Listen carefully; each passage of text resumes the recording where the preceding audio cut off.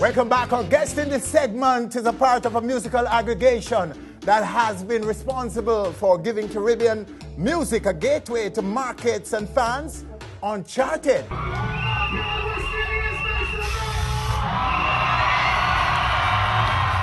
Major Lazer is the group we're talking about, and one of the group's principals is WALSHY, who is making, one of those visits home right now and is passing through our stage. Welcome, WALSHY. Thank you so much. Let's sit back. Yeah, man, big up. Big up. This is a first, right? Yeah, This is a first. This is a first. Yeah. Also, this is a first. The band. A band so on this particular on this particular set. Yes. That's what I'm about. Being first. I like that. Congrats, sir. Thank you so much. Okay. So you're a major WALSHY now. Right, we have to put on major on your name. All right, sir. Welcome. Do you say home when you're in Jamaica? You're home, or you're just visiting? No, man. I'm actually home on this street right here because I'm from Malines Road. Oh. Yeah, man. I'm from halfway tree side of Malines. Okay. Yeah. Wow. So this is my street. This is my city. I'm on this your is my street right now doing this man. interview. Right now. Wicked. 100%. All right. Quickly, tell us about your entry into Major Lazer. How did that come about? Were you a founding member? No, I was not. One of the founding members is Diplo. Diplo was a fan of Black Chiney, which is a song that I'm a part of. Okay. I had no clue who he was at all. You're still a part of it? Still a part of Black China, fully. So we met at a Mob Marley Fest, actually. And he was telling me he was a fan, and we just actually ran it down. And I was like, all right, well, cool, we'll keep the link. Like I said, I didn't know who he was at all. He needed a MC for a particular show in San Francisco, called me up, asked me could I do it. I said yes, didn't think anything of it. Went there, and we crushed it so incredibly that from that point on, I've been touring on stage with these guys. So. Yeah. So, okay, but when one looks at you and working with Major Lazer, there's this synergy, the aggregation on stage. Do you call yourselves a group, by the way? Absolutely. Okay. Yeah, man. There's this synergy that makes you all look like you were there from the very start. That's exactly what it should be, because really and truly still when I joined, yes, that to me was the start of what you're seeing now. So what was ever happening before that is no longer what you're seeing now. So it actually died as soon as I joined, and then a third member, Gillionaire, he joined also, and then we started what you're seeing now, which is, I think, working globally and resonating especially in the Caribbean now. Yes, because you tend to have a very strong Caribbean flavor, dancehall, soca, reggae, soca, zouk, yeah man, everything. It's based 100% on representing the region. Yes. Yeah man. So that's your focus. That's our Major focus. Lazer's focus. That's what stands you out in the world. Right, and especially if you and the listeners and the watchers out there fully agree with me. There's no energy, no vibes like a Caribbean vibe.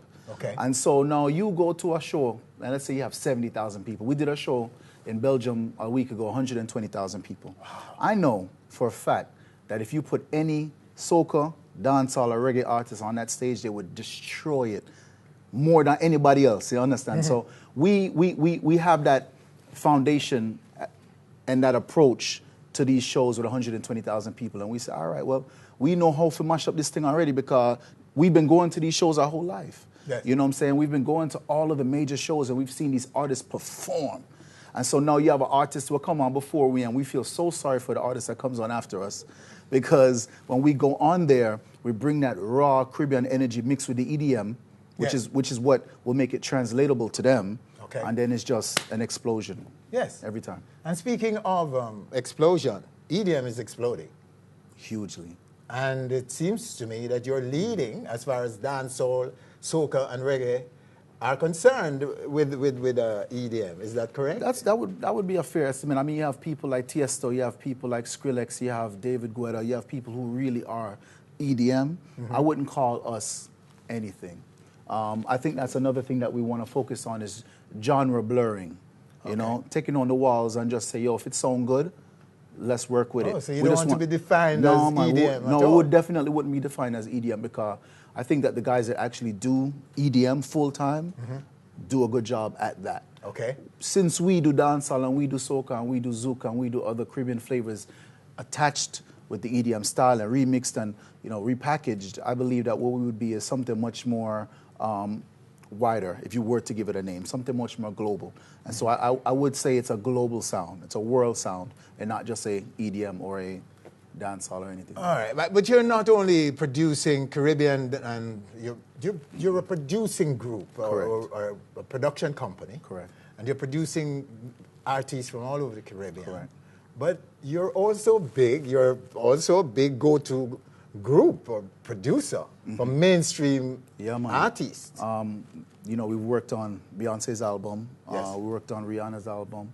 And we've worked with a lot of people that, you know, most Caribbean might not be familiar with, you know, like Vampire Weekend and some other rock and roll bands, as well as Afrobeat, Africa.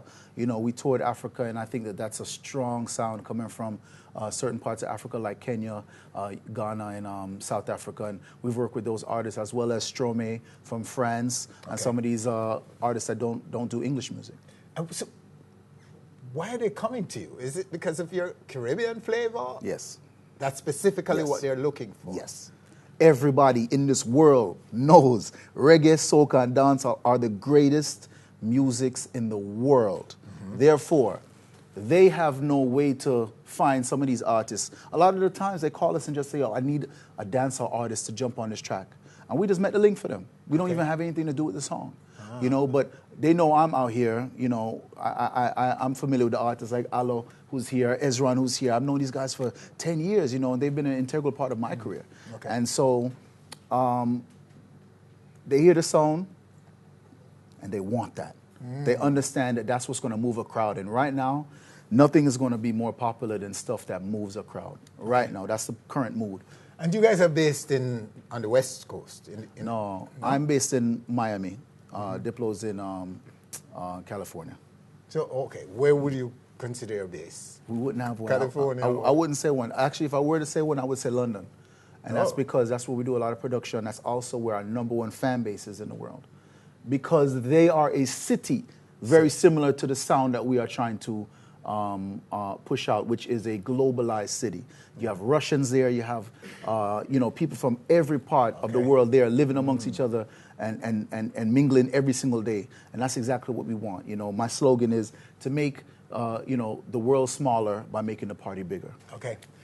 Talk about Chronix. Chronix is mixtape that well, let me speak from my own personal experiences in Ocherias. Right. Chronix himself gave me a mixtape. That's good to hear. After a performance, he came Yeah. off the stage, was distributing. Yeah, man. I don't think he recognized me or anything. Yeah, he was man. just giving out, and I happened to get one. Yeah. I stuck it in my car and listened to it from Ocherias to Kingston.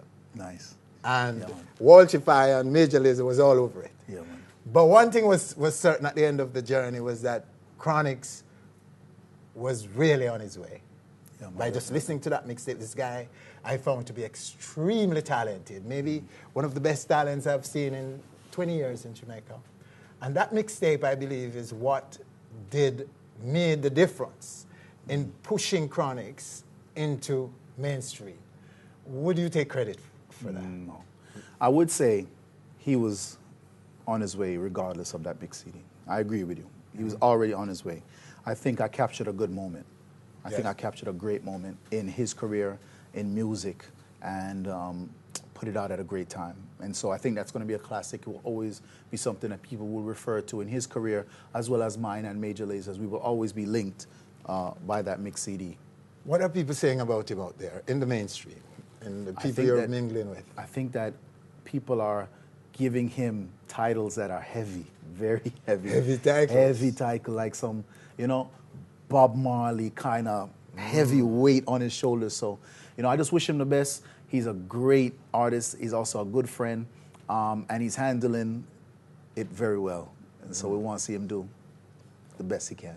All right, let's talk a little bit about your Jamaican roots now real quick. WALSHY. You're from right here on Malines Road. Yes, fully. Melbourne Cricket Club. Yeah. All right. Yeah. All right. Okay. So, yeah, talk about your family growing up. Yeah, man. Well, you already know. Melbourne Cricket Club is where we all played cricket. My older brother is Courtney Walsh. He's the first son. I'm the last son. Okay. And we have 10 sons in between, all right, for my father. So, you know, just I learned everything from Courtney, to be honest with you, because even though I have 10 brothers, it's just me and Courtney used to par. Because I was his little brother. You understand? And so when I go Skateland, and I go La Rousse, and I go them places, you know, a Hoselier, I was 13, 14 years old. And it's Courtney, I can't even go down there, you know. So it's like, it was destined to happen this way. You understand? So you have the big band, Yeah, Courtney man. Walsh, taking you in. Of course, they would have. Man. You're protected. It makes sense. But Yeah. it made a difference for your life. What Absolutely, has it done man. for you? That early exposure to the scene, to the dancehall space. It gave me a foundation, I believe, that helps me in my production as well as my presentation on stage of dancehall and reggae music. I was able to see Stir Mars. I was able to see Gemini. I was able to see Inner City. I was able to see Stone Love. I was able to see all of the artists at that time, Papa San, Lieutenant Stitchy, in their glory, not just through cassette or video, actually on stage, in the flesh, yes. forward, I go straight through. And so with that, you know, when you're designing something for a stage presentation, as you know, as a Major Lazer concert, you see the show that they put on, whether it be outfits or, you know, them bring on a Hansman or the Bunsman or do something special. Because you know already, man, every man play a role for make this thing work, you know. So when you see that and you see it live and it resonates in your mind at 12, 13, 14 years old, it's never going to go anywhere. And I believe that all laid a foundation for what I'm doing now. Of course. And you're a father. I am. Twin boss. I'm the twin One boss. goes. Yeah, I'm the twin boss. But it's in my family so strong. Yes. They're afraid of the next one them. So everybody has to watch out. Say it. Some more twins should be. Some more? You're might- going for might more? be. Are you I married? definitely yet? want You're more kids. Married? Of course I'm married.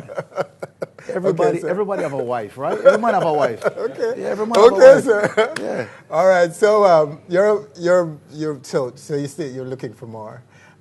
Is Jamaica? Are you going to come back here sometime soon? Yeah, man. Are you done with Jamaica? No. No? I have a place here. My children are being raised here. Okay. Yeah, man. I believe that the education here and the environment here is much better than an American one. Oh. I also believe that I had a lot of fun growing up here, and I believe that they will have a lot of just fun. You know, sometimes you just want to go back to when it was fun, when you just didn't have any worries or any cares, and you remember those memories, and you said to yourself, man, that kind of fun I had, whether it be climbing a tree or just doing anything that, you know, your typical West Indian kids do. I wouldn't want to rob my children of that. So to have that for sure, experience. they're going to have that experience. So they will be raised here. And any further children I have will also be raised here. Any upcoming gig in Jamaica soon? Yeah, man, you know, December, the Major Lazer concert, again. Okay, the one he did last yeah, man, year, the one we yeah. did last year, of course. We'll be doing it again December 19th, same place. Muscat Village, yes. Yeah, man, I won't announce anybody yet. We will announce everyone the week before, like we did last year. Okay. So get your tickets months before. Wow. Yeah. And it's a bigger, badder Major Lazer. It's going to be crazy. Actually, I think we're going to stop it at 5. This is going to be the third one. Yes. I think we're going to stop it at 5 because going up to 5. I don't see us topping these next couple ones. This one this year, I don't see us. It's going to be very difficult. This is what I'm going to see. Yeah, very serious. Yeah. WALSHY Fire. Thank you what so much, a pleasure, man. sir, to Thank have you you. right here on stage. You know, finally. Appreciate it. Oh, wow. Well, there you have him right here on stage. WALSHY Fire from Major Lazer. Stay with us when we come back right here on stage. Wow. Hezron will be live on the stage. Yes,